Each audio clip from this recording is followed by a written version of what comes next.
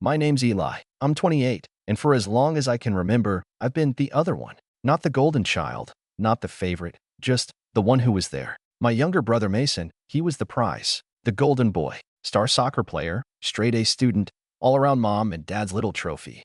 And me? I was the guy who fixed his car when he crashed it. The one who paid off his parking tickets so our parents wouldn't ground him from Cancun. The guy who made excuses when he skipped holidays, just to keep the peace. They'd call it being a good older brother. I called it being invisible with a wallet. It was easier when I lived out of state.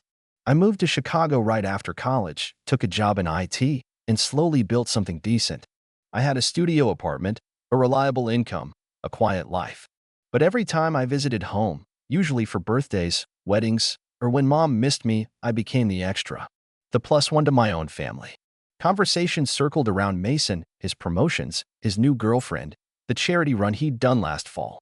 Even when I shared news, like my recent promotion to senior analyst, it barely earned a blink. My mom smiled, polite but distracted, already shifting topics to Mason's upcoming business trip to Dubai. My dad grunted something about tech jobs not being real work, then changed the channel to the football game. Still, I kept showing up. Not because I believed it would change, but because I thought maybe, just maybe, they'd see me, appreciate me, or at least acknowledge I was trying. I brought gifts every Christmas. Covered part of their mortgage during COVID when things got tight. Transferred Mason $500 here, $300 there, always just until Friday, and always with a thank you text that felt copy-pasted. My parents never asked where the money came from. They assumed I was doing fine. You don't have a family of your own, Mom once said. You can afford to help your brother. Then came my dad's 60th birthday. It was a backyard barbecue, nothing fancy, just family and neighbors and cheap paper plates stacked with burgers. I flew in for the weekend, spent half a Friday night helping Mom hang decorations, even paid for the cake when she realized the one she ordered was too small. Saturday rolled around, and by noon the house was packed. Mason arrived fashionably late, as always, waltzing in with a new watch and his girlfriend Tessa, who just launched a YouTube channel about minimalist living while wearing $400 sandals.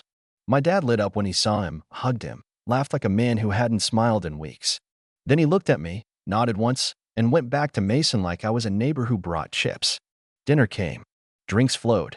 People gathered around the fire pit, trading stories and teasing each other in that surface-level way families do when there's unresolved tension buried under decades of silence. That's when it happened. Someone, maybe my cousin Jake, who had a few too many drinks, asked me what I'd been working on. I told them about a new security system I helped design for a logistics firm, how it was saving them thousands monthly. The conversation barely lasted a minute before Mason jumped in, talking about some deal he closed last week. My dad clapped him on the back, grinning. "That's what I'm talking about," he said, beaming. "Now that's how you make a real difference." I laughed. Not out of joy, out of that hollow, bitter disbelief that settles in when you realize you'll never measure up. "Guess all I'm good for is paying the bills, huh?" I joked. My dad turned, drink in hand, and said it loud enough for the whole patio to hear. "You've always been a drain, Eli. Your brother's the one who actually matters." The world didn't stop spinning. Nobody dropped their drinks or gasped in horror. A few people laughed awkwardly. Mom tried to shush him, but it was too late. My stomach dropped, not because I was surprised, but because for once he said it out loud. I didn't make a scene. I didn't yell or storm off or throw a drink like in the movies. I just stood there for a second, nodding slowly, then walked inside, grabbed my suitcase, booked an early flight back to Chicago, and left. No note. No goodbyes. Just silence. The days that followed were oddly peaceful. No texts. No calls. No fake check-ins or "how are you?" from relatives trying to play neutral. I went back to work. Focused on myself. Canceled the monthly auto transfer I'd been sending Mason, just until he gets on his feet. Cut off the family plan I'd still been paying for, including the data Mason used to stream music at the gym. Logged out of the shared Netflix I'd been letting them all use. Quietly disappeared from their financial lives, one subscription at a time. 3 weeks passed. Then one night, while I was making dinner, my phone buzzed. "Mason." A text, short and annoyed. "Why did you stop sending me money?" I stared at it for a minute. Then typed, didn't want to waste it on someone who already had everything that mattered. I never hit send so fast in my life. After that, things got interesting. My mom called a few days later. I didn't answer. Then came a flurry of texts, first concerned, then guilt-trippy, then angry. You're being immature. We're family. Mason needs you right now. I ignored them all. I wasn't being cruel, I was just done. But what I didn't expect was how fast things would unravel without me. It started subtly, little signs that the scaffolding I'd been quietly holding up for years was buckling now that I wasn't there to keep it steady. The first call came from my aunt, Linda. She never really picked sides, just floated in the background with her passive shrugs and polite nods. But this time, she wasn't so neutral. Eli, she said, after I let her call go to voicemail and she tried again immediately. Your mom's in tears. She says Mason's behind on rent and she and your dad are dipping into their savings to help. What's going on? I didn't answer right away. I just sat there, staring at the wall like it might give me permission to finally say what I'd swallowed for years. I stopped helping, I said flatly. Guess that means it was never really Mason's money to begin with. She was quiet for a second, then sighed. You know how they are. They don't think about the consequences until they're buried in them. Maybe that's the only way they'll learn, I replied, and hung up. After that, it got worse. Or better, depending on your perspective. Apparently, without the $500 I used to send Mason every 2 weeks, he missed his rent 2 months in a row. His credit card bills started stacking. Tessa, whose idea of hard work was editing her own thumbnails, dumped him the moment his Venmo started bouncing. She posted a tearful breakup video titled, Leaving a Toxic Relationship, My Truth, that got more views than all her previous content combined. The irony wasn't lost on me. Then came the part no one expected. My parents' finances started crumbling. When I was younger, my dad used to brag about how real men handle money without whining. What he didn't mention was that his handling came with a lot of silent help. Like the $800 I slipped him every Christmas for house repairs. Or the loan I repaid quietly on his behalf when he defaulted after a failed business venture 5 years ago. Because, as my mom said, he doesn't need the shame. Now, without me in the background cleaning up their messes, things weren't so clean anymore. Their internet got cut off. Mom had to cancel her book club when they couldn't host anymore. Dad's truck was repossessed. Apparently, he'd been using Mason's name to open lines of credit, something no one admitted until the collectors started calling him. The part that twisted the knife? No one came to me for help. Not directly. They went to Linda, to my cousin Jake, to an old friend of mine from high school who still lived nearby. I guess they thought someone else could talk some sense into me. One of them even tried to guilt me through LinkedIn. LinkedIn. The final straw was my mom's email. Subject line, come home. She kept it short, but every word felt like it had been pulled from the pages of some manual titled How to Manipulate Without Saying You're Sorry. Your father isn't well. Mason's doing his best. I know you're angry, but this family needs you. We've always needed you. Please think about what really matters. I read it 5 times. Then I opened a draft, typed out a reply, deleted it. Because what was I supposed to say? That I did think about what really mattered for 28 years, and apparently it had never been me? That I'd spent birthdays listening to my dad praise Mason's potential while I stood in the kitchen scraping plates? That when I graduated college, they mailed me a card and signed, but rented a boat for Mason's high school diploma. Instead, I let silence answer for me. I didn't respond. And for the first time, they finally felt what it was like to miss me. Not the me they half listened to over dinner. Not the me who paid off their debts behind closed doors. But the one they took for granted every single day. And that silence? It grew loud. Linda texted again. You need to see this, she wrote, followed by a screenshot of a Facebook post from my mom. It was a photo of her and Dad, sitting on a porch that clearly wasn't theirs, someone else's house, probably borrowed for the picture. The caption read, Family isn't about money. It's about love. Some people forget that when they walk away. The comments were full of sympathy. People who knew half the story, or none at all, chiming in with heart emojis and "You're such strong parents." I didn't comment. I didn't like it. I just stared at it, feeling something I couldn't name. Not anger. Not sadness. Just a kind of cold clarity. This wasn't new. It was just the first time I didn't cover it up. But what came next, that was the part no one saw coming. 2 weeks after that Facebook post, I got a letter. Not an email, not a text, a letter. Actual envelope, blue ink. My name written in that tight cursive my mom always used when she was trying to look proper. It was forwarded through my old address, the one I'd used when I first moved out for college.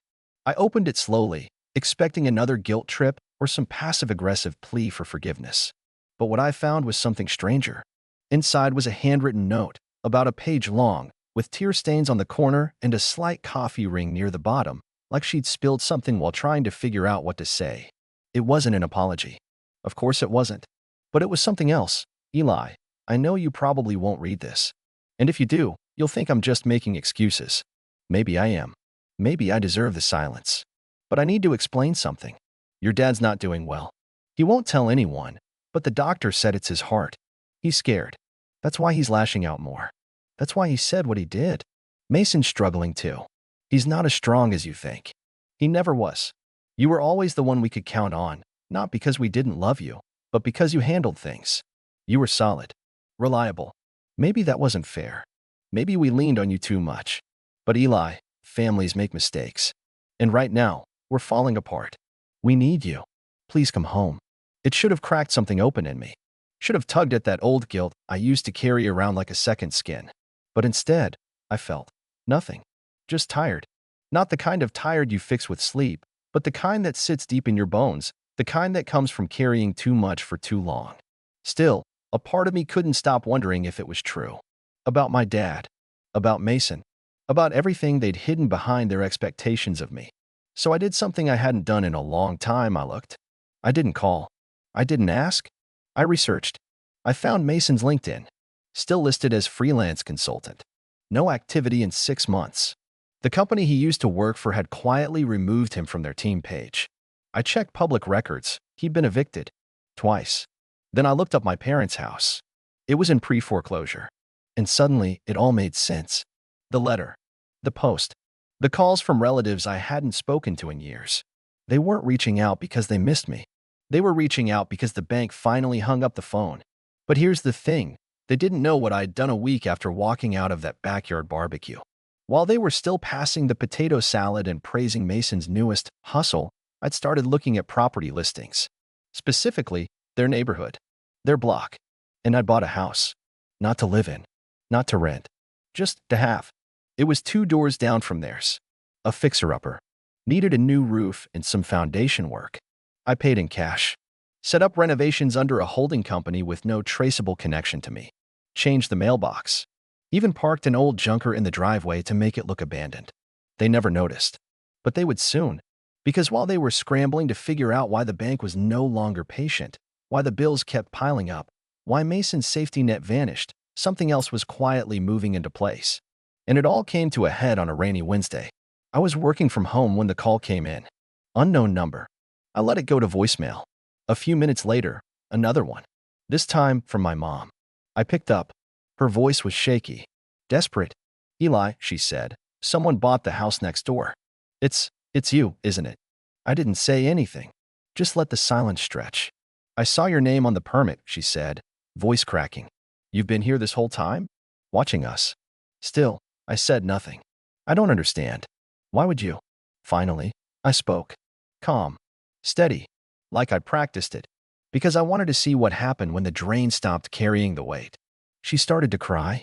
Not sobbing. Not dramatic. Just quiet, broken sounds. Eli, we're losing everything. You already lost me. And I hung up. But it didn't stop there. Because what came next was the fallout. Mason, who hadn't worked a steady job in over a year, tried to spin the story online, claimed I was cutting the family off out of spite. Posted a now-deleted tweet calling me toxic and abusive. But I had receipts. Not literal ones. I never needed to post screenshots or bank transfers. People remembered. The cousin whose college books I bought. The uncle whose hospital bill I covered. The niece I sent a laptop to during lockdown. They reached out. Quietly. We didn't know, they said. We're sorry. I didn't need an army. I just needed them to finally see. And now, as foreclosure signs go up and the family group chat goes silent, I sit on the porch of that little renovated house down the street, sipping coffee and watching them scramble. Not out of cruelty. Out of clarity. Because sometimes, the only way to teach people what you're worth is to let them feel your absence. But just when I thought the story had settled, when I thought they'd learned the lesson, an envelope arrived. This one wasn't from my mom.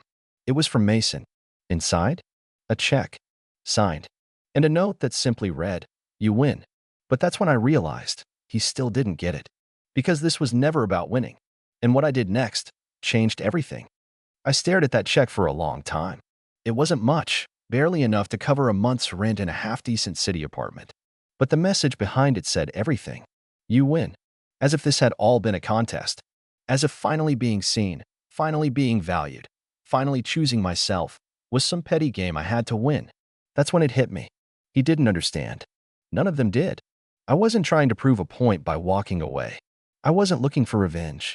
I wasn't even trying to hurt anyone, though I won't pretend their pain didn't feel like justice sometimes. No, I was just done. Done being their emotional ATM, their unpaid fixer, their afterthought. Done being the guy they only noticed when something needed to be paid, covered, or repaired. But even in their collapse, they couldn't let go of the idea that I was the problem for finally letting go. Still, I didn't tear up the check. I didn't frame it, either. I slid it into the back of a drawer, unopened. Let it sit there like a fossil from a life I used to live. And then I did something they never expected. I moved on. I sold the house next to theirs. Didn't even visit it during the sale. I let a local investor take it, and last I heard, he planned to tear it down and build something new. A clean slate. That felt right. I didn't want to keep watching them unravel. I didn't want to keep score from the shadows. I wanted to build a life where I mattered.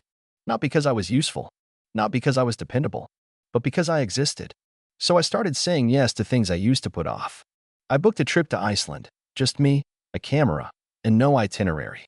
I signed up for cooking classes because I was tired of microwave meals and lonely dinners. I even joined a local hiking group, something I used to roll my eyes at when coworkers invited me, thinking, why would I waste a Saturday morning with strangers? Turns out, strangers can become something better than family. Some of them did. A few months into this new rhythm, I met Dani. She was blunt, smart, and had this habit of calling people out when they tried to undersell themselves. She noticed I always introduced myself by my job title first. You're not your job, she told me once over coffee. Unless you want to be, but that's a pretty small box to live in. We started slow coffee, walks, late-night calls that bled into early morning silence.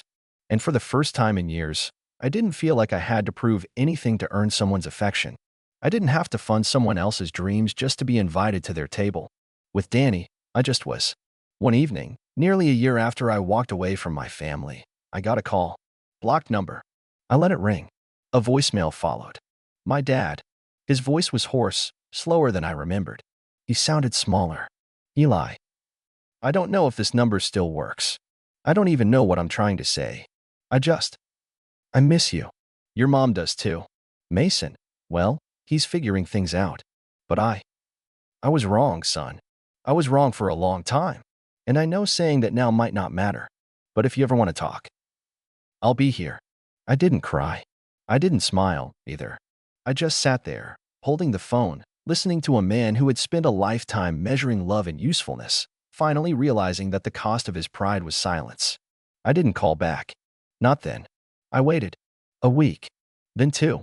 Then one Sunday, while Dani and I were folding laundry in our new apartment, I said, I think I might write him. She looked up. Because you want closure? No, I said. Because I'm ready. The letter I sent wasn't cruel. It wasn't cold. It wasn't dramatic. It was just honest. Dad, I got your voicemail. I've spent a long time trying to understand why things were the way they were. I'm not writing to make you feel guilty. I just want you to know that I needed to leave. I needed space to figure out who I was outside of who you all expected me to be. I'm not the drain. I never was. I'm not coming back to fix things. But I'm willing to talk. On my terms. If you can accept that, here's my number. I sent it and didn't wait by the phone. I didn't hold my breath. I didn't make room for false hope. I'd built something solid, something separate. I didn't need their apology to move forward. But if they offered it, I'd hear it. Weeks passed. Then one evening, I got a text from an unknown number. Thank you. I don't deserve this chance. But I'll take it. Dad, we met for lunch a few days later. Just him and me. No declarations. No sweeping redemption arcs. Just two people, broken in their own ways, sitting across from each other and trying to talk. He asked about work. About my life. About Dani. He even said her name like it mattered to him, not like a placeholder for some life he thought I should be living. Eventually, he said, I really messed up. I nodded. Yeah, you did. He didn't flinch. Just nodded back. I'm trying to be better, he said. Even if it's too late. It's not too late, I said. It's just not the same road anymore. That's what healing looked like for me. Not forgiveness wrapped in a bow. Not going back to the way things were. But building something new, something smaller, slower, sturdier. As for Mason, we didn't talk for a while. I heard through the grapevine that he picked up a steady job, something stable. No more startup ideas, no more get-rich schemes. Just work. Real work. He reached out eventually. Not with a request. Just a message. I didn't understand what I was asking of you all those years. I do now. I'm sorry. I didn't respond right away. When I did, I just wrote, I believe you. Let's take it one step at a time. And we did. That was 2 years ago. Today, my life doesn't look dramatic. It's not a revenge story or a perfect redemption arc. It's just mine. I go to work. I come home. I cook with Danny. I read. I laugh. I rest. I send birthday cards to my parents. Sometimes we talk on the phone. Sometimes we don't. Mason and I grab a drink once a month. No handouts, no tension. Just brothers trying again, differently this time. The thing is, people don't always get the ending they want. But if they fight for it, if they walk away when the pain gets too loud and choose peace over obligation, they get the ending they need. And I did. Because I'm not the drain. I'm the reason the house stood as long as it did. And now, finally, I'm the reason my own life does too.